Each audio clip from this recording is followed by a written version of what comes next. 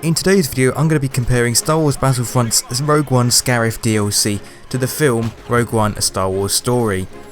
So first of all, I'm going to just jump straight into it. The character design was really good. It was very accurate to the characters. Obviously the heroes were the main ones here that I want to focus on, the villains and the heroes.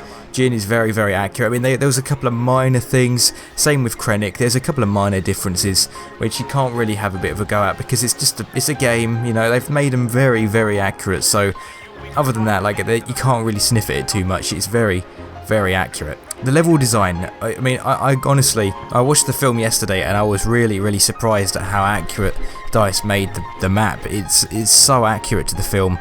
I mean, when I was watching it, I was seeing certain structures around the map and I was thinking, like, I shot someone off that, or, you know, I fell off that and died. It's that sort of thing. I felt like they really did make the map so accurate, and it was fantastic.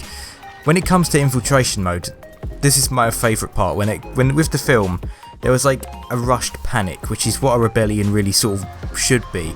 And after watching the film, I really sort of remembered that that is exactly what the infiltration mode is. It's just a panic. You're really rushing to get this information and then get it off the planet as quickly as possible.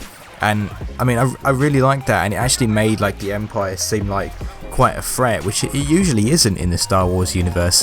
When you watch the original trilogy, they just seem so easy to defeat, but in this one it actually is like quite a challenge, and it's just like it in the game. It is quite a challenge to defeat it, to finish the mission and get it done. It can be really difficult sometimes. But I mean, I feel like that needs to be like that because, I mean, they're an empire, for God's sake. They need to be quite tough to beat. There are a few minor things which I can get at, however, that, you know, make it a little bit off, and it asks a few questions, but you can sort of, you can let them, like, you know, let it go a little bit. I mean, a few things, like, I mean, I thought it would have been more of a challenge if you had like a limited amount of lives, something like that. That would have made it a bit more like a rushed panic and a bit more like a rebellion rather than you an army fighting them, because I mean, in the game you are quite the fighting force when you've got a full team. But obviously if you had a limited amount of lives, and looking at how easy it is to get kills or get killed in the game, it would have been, you know, very frustrating once you lost all your lives and then everyone lost. The rebels would hardly ever win just because of how gung-ho it is. Another minor thing, and this is a spoiler warning, so for those who haven't seen the film, there will be a red spoiler text on the screen now. When that goes away, you can unmute the video, so mute the video now.